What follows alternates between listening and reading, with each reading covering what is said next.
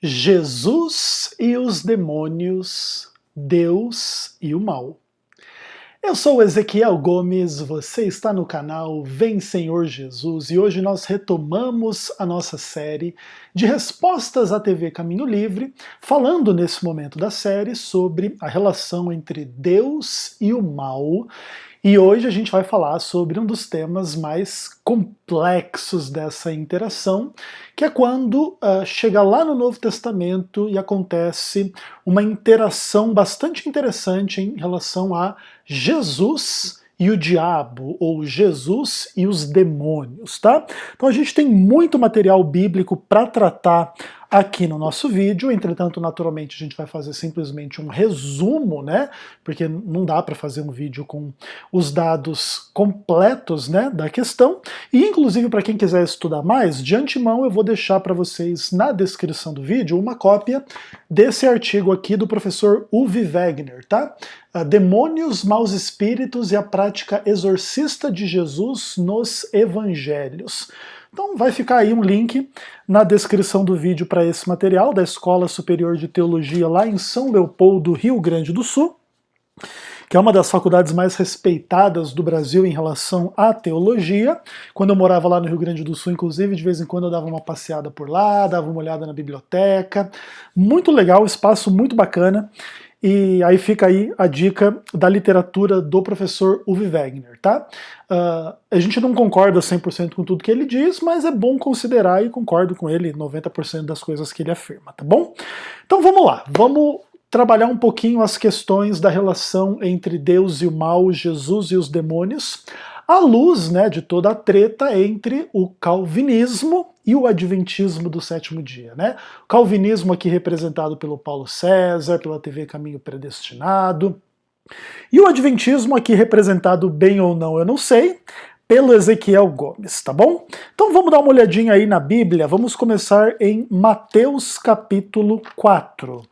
E aqui nós temos a primeira questão interessante da relação entre Jesus Cristo e os demônios, inclusive já de cara com o maioral dos demônios, né? E aí o texto bíblico diz assim, Mateus 4, versos 1 a 11.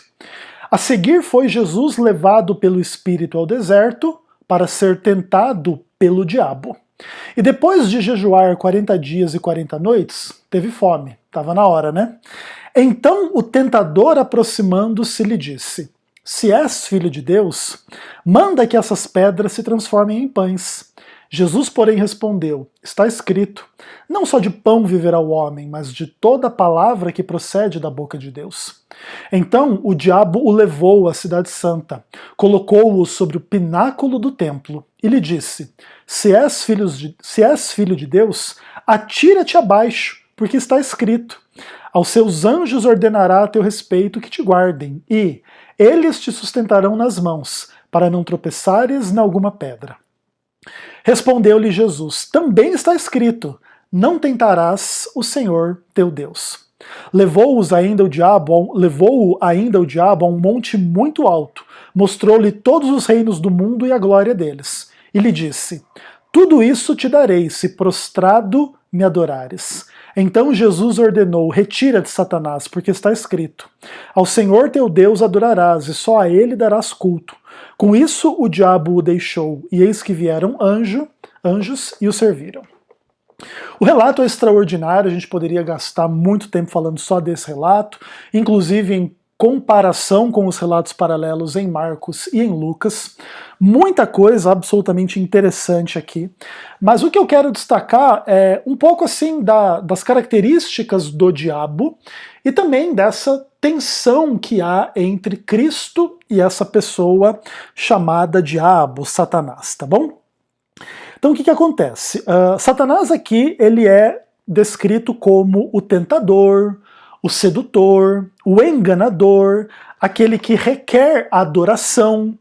E Jesus confronta Satanás e vence Satanás através da palavra, através da fidelidade. Uma coisa muito interessante também aqui é que quando, por exemplo, Jesus fala para o diabo, né, não tentarás o Senhor teu Deus, Jesus estava apontando para o Pai ou para si mesmo? Tipo, não me tente, eu sou Deus, né?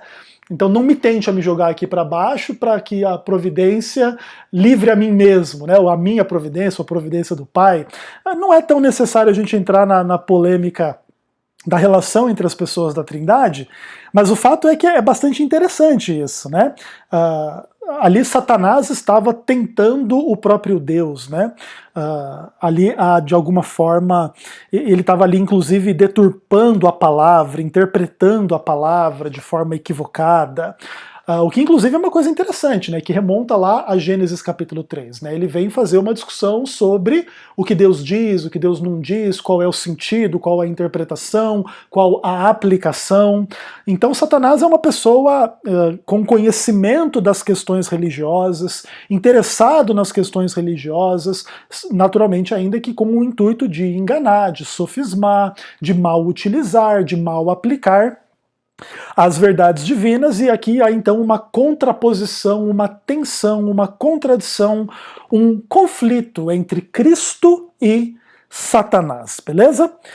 Ok, então vamos avançar um pouquinho aí no Evangelho, Mateus capítulo 8 agora, versos 28 a 34, onde se fala ali dos tais gadarenos, né? E aí como é que a Bíblia descreve a questão ali aqui no Evangelho de Mateus? Tendo Jesus chegado a outra margem, a terra dos gadarenos, vieram-lhe ao encontro 2 endemoniados, saindo dentre os sepulcros e a tal ponto furiosos que ninguém podia passar por aquele caminho. E eis que gritavam: "Que temos nós contigo, ó Filho de Deus? Vieste aqui atormentar-nos antes do tempo?" Ora, andava pastando não longe deles uma grande manada de porcos. Então os demônios lhe rogaram: "Se nos expeles, manda-nos para a manada de porcos." "Pois, ide", ordenou-lhes Jesus. E eles, saindo, passaram para os porcos. E eis que toda a manada se precipitou despenhadeiro abaixo para dentro do mar, e nas águas pereceram, morreram, né? Fugiram os porqueiros e chegando à cidade contaram todas essas coisas e o que acontecera aos endemoniados. Então a cidade toda saiu para encontrar-se com Jesus, e vendo-o lhe rogaram que se retirasse da terra deles. Também só esse relato aqui dá pano para manga para muitas coisas interessantes. E aqui a gente já começa a ter uma discussão um pouco mais parecida com algumas coisas que a gente falou lá no Antigo Testamento, né? Lembra que lá Deus põe o espírito mentiroso na boca do falso profeta e não sei mais o que? Aqui também existe uma questão assim mais ou menos parecida com essa, uma vez que dentro da interação entre Cristo e os demônios reconhecem Jesus, chamam ele de Filho de Deus, eles perguntam se ele vai atormentar eles antes da hora, que também é uma coisa interessante, né? Será que eles têm algum tipo de consciência do tempo final no qual eles serão punidos, né? E ainda não estava na hora final? Isso é bastante interessante. Entretanto, o que acontece? Eles, se você veio aqui expulsar a gente desses caras, pelo menos então manda a gente ir para esses porcos, né? E Jesus ordena e eles vão, né? Então tem um sinergismo e tem uma interação muito interessante entre os demônios e Cristo, né? Os demônios reconhecem a sua divindade, ou a sua filiação divina, eles reconhecem a sua autoridade de expulsá-los, mas eles pedem, expulsa a gente daqui, mas então deixa a gente ir ali. E Jesus assim faz, né? E cumpre um pouco aí da vontade deles, né? E aí quando os porcos se veem endemoniados, eles se jogam no mar para se afogar, para morrer. Tipo assim, os porcos não querem viver com o demônio no couro, né? Os homens, ao contrário, estão ali vivendo com o demônio no couro, com agressividade, sujeira, maldade, imundície, né? E depois, inclusive, rola uma coisa social e econômica na cidade, no contexto ali de que as pessoas ficam sabendo do que está acontecendo, e agora em nome do prejuízo, daquela manada de porcos, vão conversar com Jesus, e preferem que Jesus não fique por ali, né? Eles preferem ficar com os porcos e com os demônios do que com Jesus, né? Vamos pensar assim, né? E é interessante, né? Então, o que acontece? Aqui você percebe que ainda existe uma tensão entre Jesus e os demônios. Agora, perceba uma coisa importante. Quando a gente fala sobre esse assunto das perspectivas do calvinismo e do arminianismo, frequentemente o que acontece é que os arminianos são acusados pelos calvinistas de dar muita moral para o diabo, né? Porque, na verdade, o que os calvinistas pensam? Que os arminianos não mantêm uma correta visão da soberania de Deus, entendeu?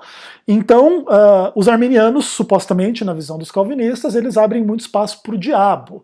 Mas, na verdade, não. É Deus que comanda o diabo, diriam os calvinistas, né? Inclusive, esse texto aqui pode ser usado para, entre aspas, provar, né, essa ideia. Vê? É Jesus que está mandando os porcos, aliás, os demônios irem para os porcos, os demônios vão lá e respondem, correspondem àquilo que Jesus ordena. Então, ou seja, os demônios só fazem o que Jesus manda.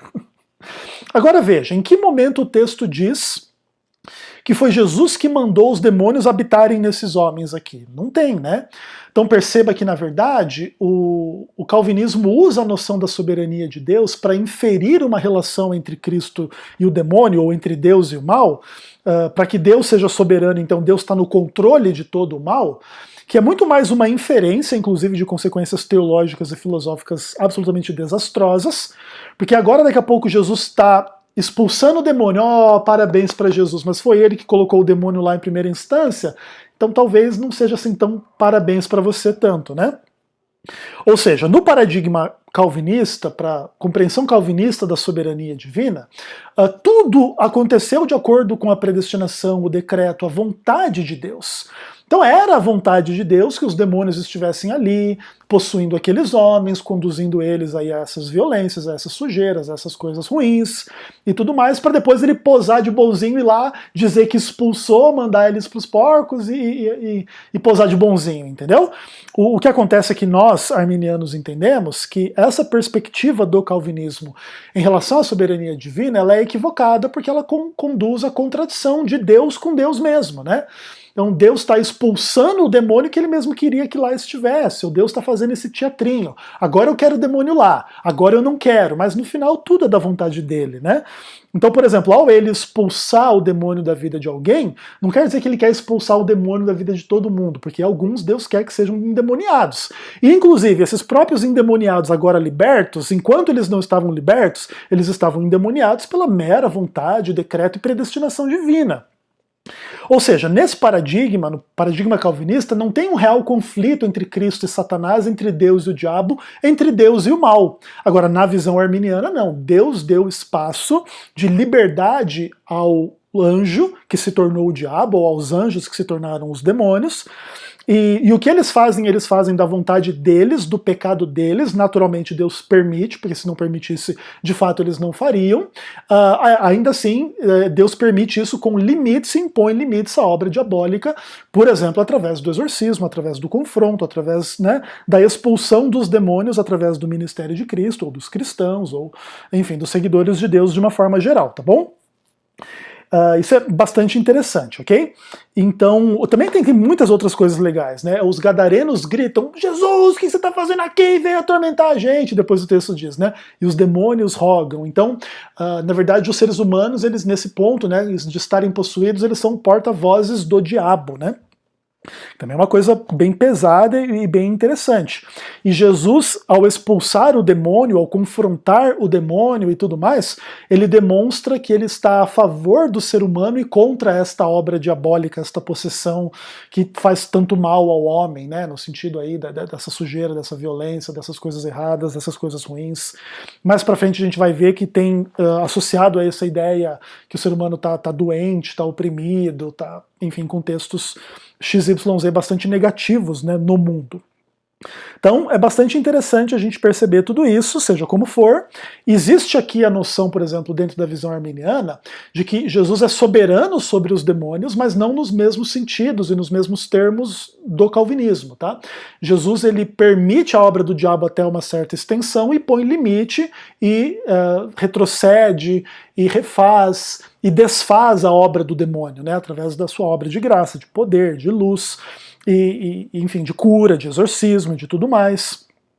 Então, dentro da percepção arminiana, Deus exerce a sua soberania de uma forma diferente do que o calvinista supõe, tá bom? Mas não é o ponto do tipo assim, que os arminianos dão muita soberania para o demônio contra Deus. Não, é Deus que deu uma esfera de ação e liberdade para o demônio, ainda que limite essa esfera de ação e liberdade através da sua obra, da sua graça, do seu poder e das coisas que Jesus aqui faz, né, curando as pessoas, exorcizando, libertando as pessoas desses problemas. Depois, inclusive, os próprios gadarenos serão descritos na Bíblia como lá estando sãos, estando bem, eles querem ir lá, andar junto com Jesus e diz, não precisa vir aqui, agora vai lá para os seus e conta o que Deus fez por você, né? Conta da tua experiência, o que estava acontecendo, o que está acontecendo agora, quais eram as coisas que estavam no seu coração antes, quais são as que estão agora. Inclusive porque aí eles seriam, né, uma espécie de missionários entre o seu povo para pregar, né, as maravilhas que Jesus faz. Então tudo muito interessante. Uma visão mais ou menos paralela a essa, agora entre os judeus, está lá em João capítulo 8, que é um texto bem pesado, onde inclusive Jesus chama os fariseus de filhos do diabo, né? Uma coisa assim bem forte, né, que fala que ele é mentiroso desde o princípio, e remonta um pouco a essa coisa de que Jesus conhece a história do demônio desde lá do princípio, né, desde lá do começo, né, dos bastidores do negócio mesmo.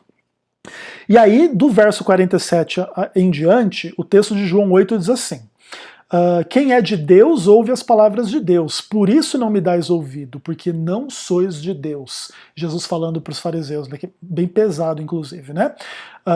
Aí responderam, pois, os judeus, e lhe disseram, porventura não temos razão em dizer que és samaritano e tens demônio?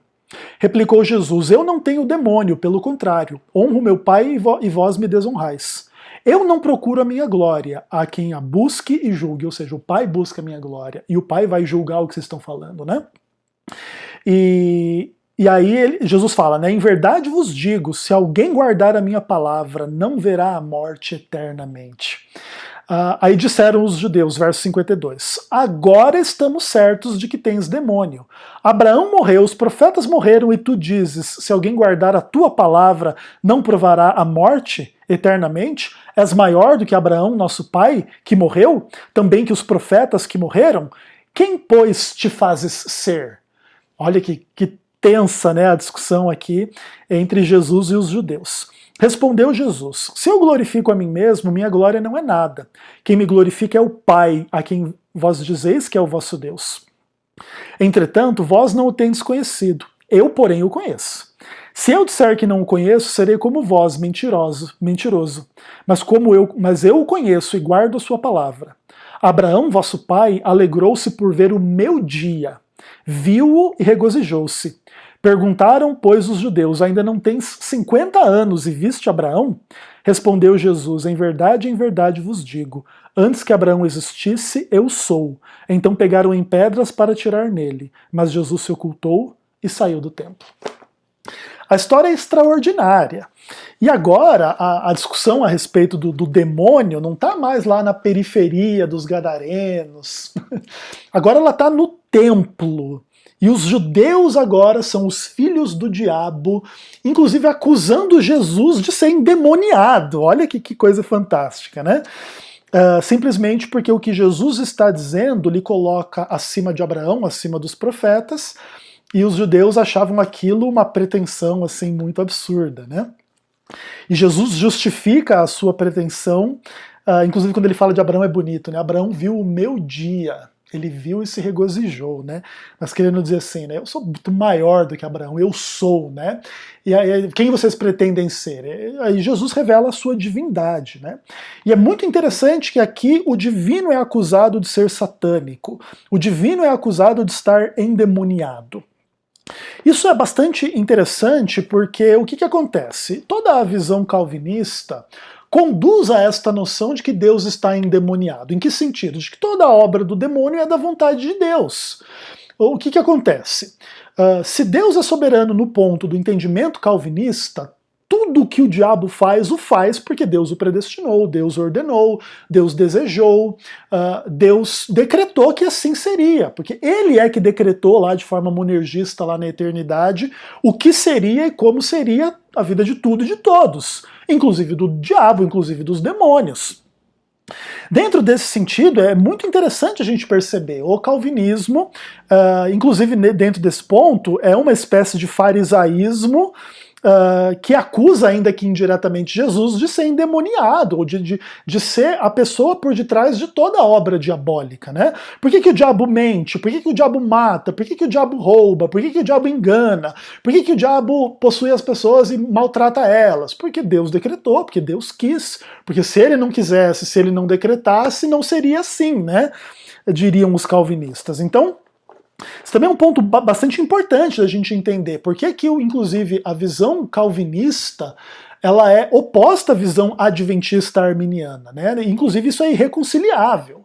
Nós, arminianos adventistas, jamais poderíamos admitir as lógicas calvinistas nessa relação entre Deus e o mal, ou entre Jesus e o diabo, entende?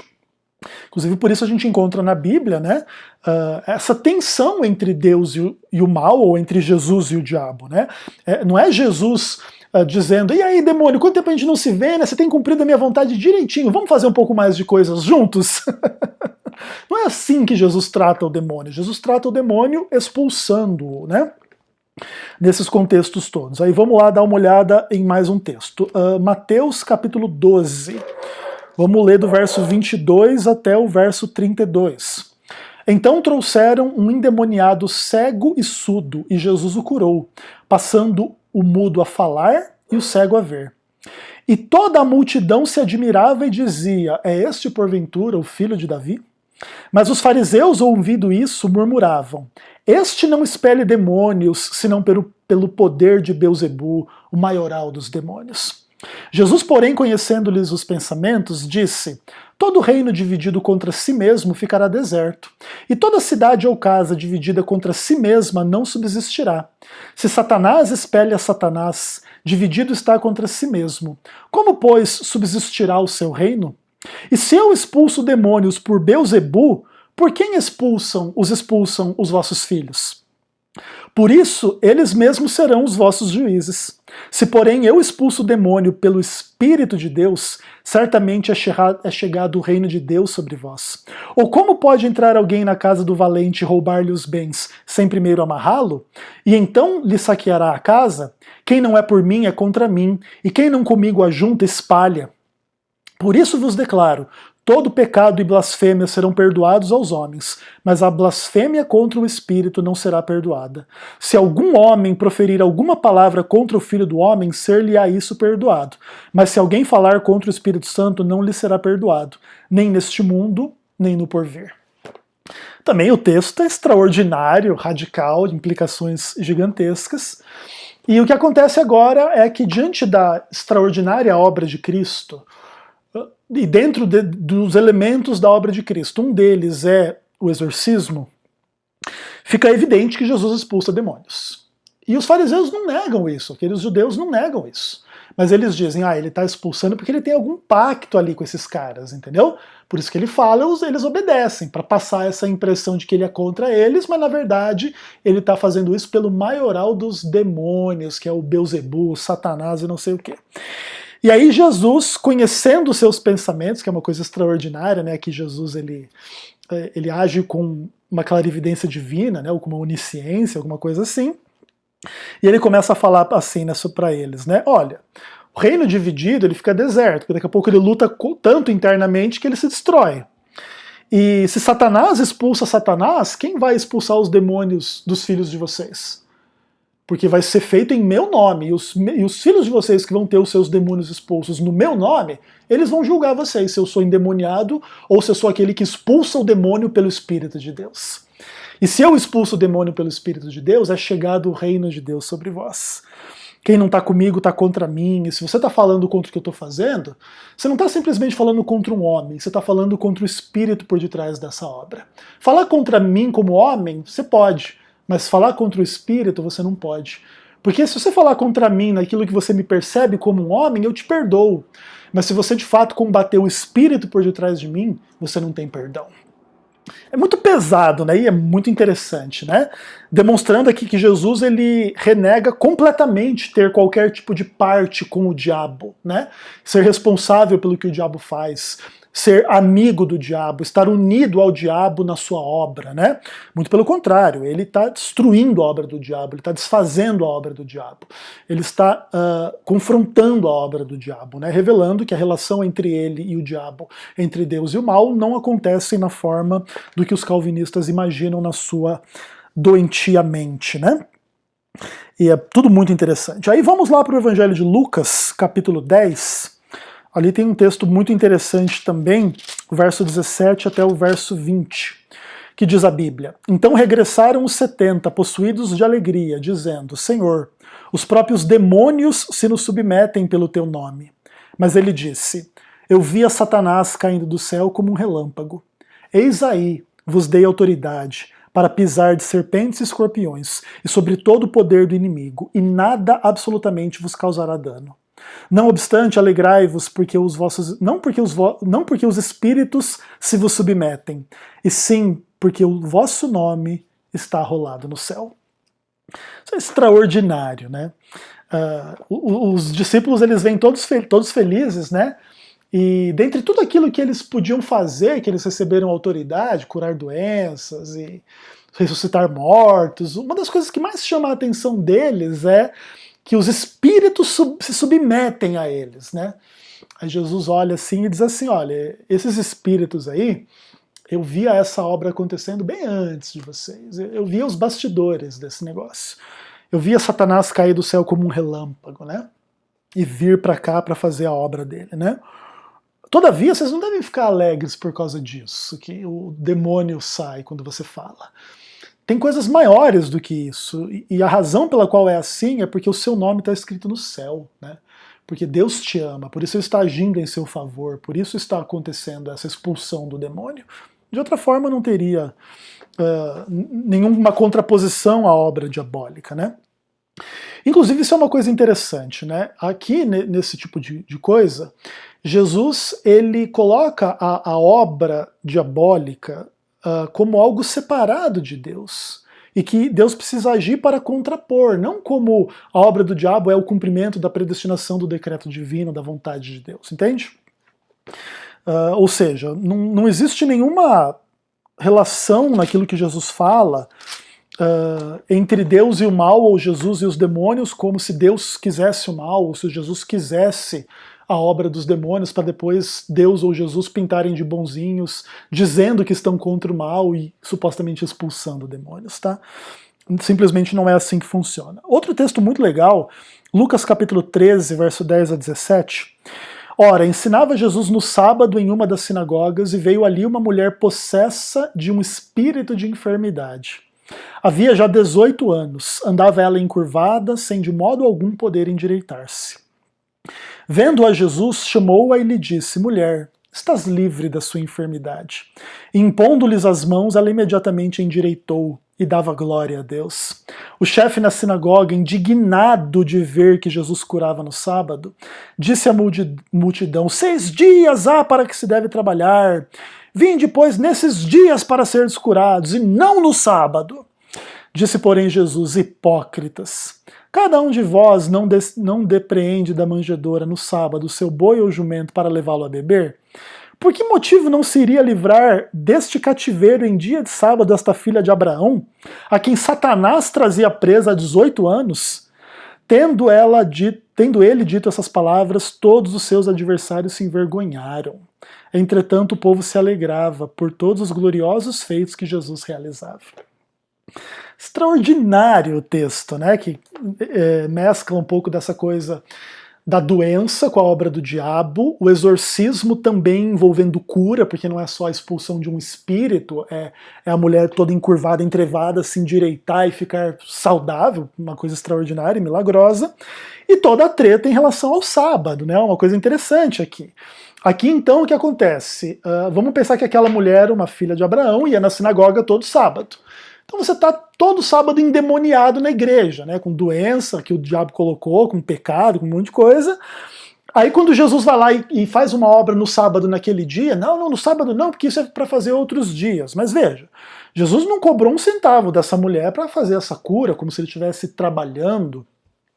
Então, essa indignação dos judeus em relação às curas sabáticas ou no caso aqui é o exorcismo com cura no sábado, simplesmente é uma má compreensão da santidade do sábado, né? O sábado também é dia de alívio, alegria, libertação, adoração, e é muito bom fazer tudo isso no contexto da libertação da vida do diabo, né? Em relação à doença, em relação às questões espirituais. Então, Jesus, ele de fato confronta esse legalismo, essas interpretações estreitas, essas acusações contra ele mesmo, como se fosse um pecador transgredindo o sábado. E aí a gente chega um pouco na culminação do grande exorcismo, né? Vamos lá para João capítulo 14. João 13, até o finalzinho lá do Evangelho, conta um pouco assim dos momentos finais da vida de Cristo, né? A última ceia, o lava-pés, e aquele grande discurso, né, do capítulo 14 em diante. E ali ele fala algumas coisas interessantes, né? Por exemplo, João 14, verso 30, já não falarei muito convosco, porque aí vem o príncipe do mundo e ele nada tem em mim. É interessante, né? Esse provavelmente é o maior discurso que Jesus faz, né? Ou pelo menos que está relatado na Bíblia, talvez tão grande ou até um pouco maior, ou mais ou menos na mesma direção do Sermão da Montanha. Seria ali João 14 a 17, né? Seriam esses 3 capítulos. O Sermão da Montanha é Mateus 5 a 7. Seria mais ou menos igual, mas um dos maiores sermões de Jesus, uma das maiores mensagens. E ele diz assim, ó, nem vou falar mais muito, porque está chegando um cara aí. Quem é que está chegando? É o príncipe desse mundo. Mas ele já avisa, ele nada tem em mim. Ou seja, né, Jesus deixa muito claro que não tem nenhuma harmonia entre ele e o diabo. Não tem essa coisa do tipo, o diabo é só o diabo de Deus, o servo de Deus, que faz o que Deus manda, e o que Deus quer, e não sei o quê. Né? Óbvio que o diabo só pode fazer o que Deus permite, aí é uma outra discussão. Mas não é o que Deus quer, manda, decreta, deseja. Né? Sem sombra de dúvida, não é isso. E aí chega lá no capítulo 16, versos 7 a 11, que diz a Bíblia: convém que eu vá, porque se eu não for, o Consolador não virá para vós outros. Porém, se eu for, eu vou-lo enviarei. Quando ele vier, ele convencerá o mundo do pecado, da justiça e do juízo. Do pecado, porque não creem em mim. Da justiça, porque vou para o Pai, e não me vereis mais. E do juízo, porque o príncipe deste mundo já está julgado. Jesus Cristo estava, naquele contexto, fazendo referência ao grande exorcismo. A grande confrontação da obra do diabo na cruz do Calvário. E o que acontece? Quando a igreja entende a luta, o grande conflito entre Cristo e Satanás, e se posiciona de forma verdadeira ao lado de Cristo, ela vai pregar o Evangelho. E o que ela vai ensinar reflete muito o que está aqui em Atos capítulo 10, que é o último texto com o qual a gente vai ler, com o qual a gente vai terminar aqui o nosso vídeo. Atos capítulo 10, versos 37 a 43, tá?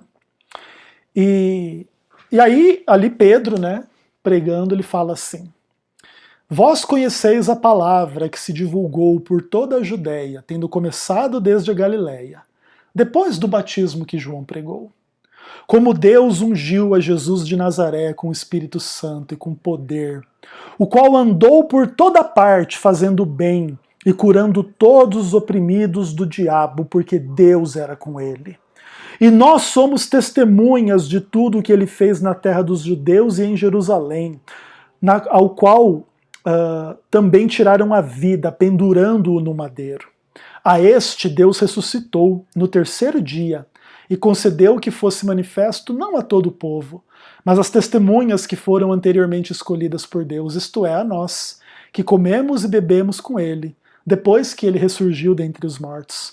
E nos mandou pregar ao povo e testificar que ele é quem foi constituído por Deus, juiz de vivos e dos mortos.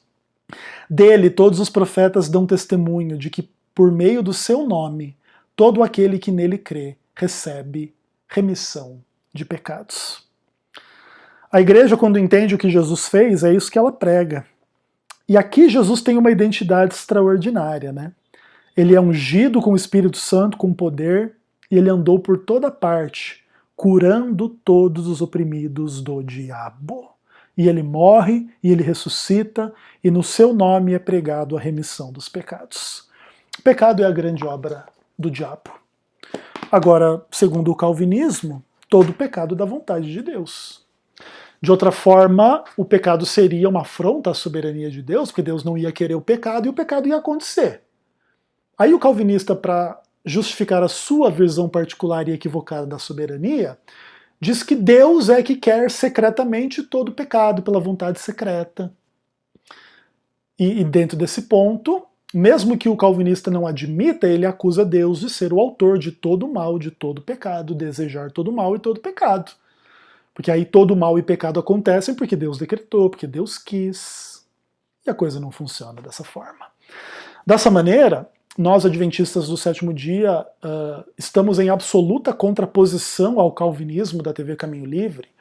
E não é por nenhuma adesão exclusivista e sectária a ideias de Ellen White e blá blá blá.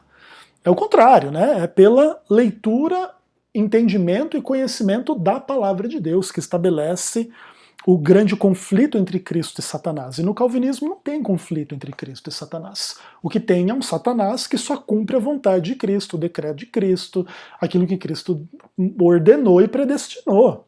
Ok? Por isso, inclusive, a gente concorda com o Paulo César. Existe um abismo entre o calvinismo e o arminianismo, ou entre o calvinismo e o adventismo. É uma pena que o Paulo César vá para o lado do calvinismo, né, daquilo que atribui a Deus todo o mal, todo o pecado e tudo mais. E a gente não vai junto com ele porque Deus nos livre e guarde, né, pessoal? Ok? Então, beleza, por enquanto é isso. A gente ainda vai continuar falando um pouquinho da relação entre Deus e o mal no Novo Testamento. E aí a gente vai dar uma pausazinha na série e depois a gente volta analisando a doutrina da depravação total. Até mais, um abraço.